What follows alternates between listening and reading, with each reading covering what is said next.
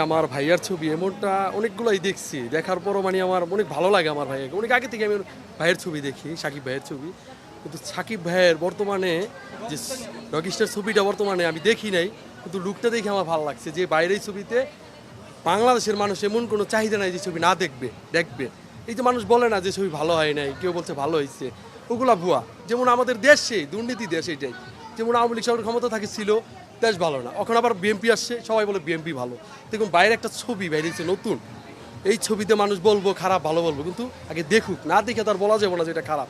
আর আমরা চাই যে ভাইয়ের ছবি প্রতি বছরে একটা করে আসুক, ভালো মানুষের বিনোদন দেখ, এইটাই।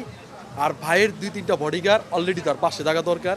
এক সালমান শাহ আমরা হারাইছি, কিন্তু অনেক মানুষ মারা গেছে, সুইসাইড করছে। আমরা চাই না যে সালমান শাহর মতন ভাইকে হারাতে। ভাইয়ের জন্য, ভাইয়ের নিরাপত্তার জন্য 2টা ঘাট অলরেডি ভাইয়ের সাথে থাকবো। এটা আমি আমার ছোট ভাই হিসেবে আমি বাইরে বললাম যে ভাই আপনার সবসময় আপনার লগে ঘাট থাকতে হবে। কেন এক সালমান শাহ হারায় বাংলাদেশটাই অচল হয়ে গেছে গা, বাংলাদেশে কোনো সিনেমাই চলে নাই। আপনি সেই বাংলাদেশটাকে আবার তুলে ধরলেন, জাগিয়ে দিলেন এই সিনেমা করে। আমি চাই আরও সিনেমা আপনি করেন, বাংলাদেশে দেখিয়ে দেন, এটাই চাই ভাই। আসসালামু আলাইকুম।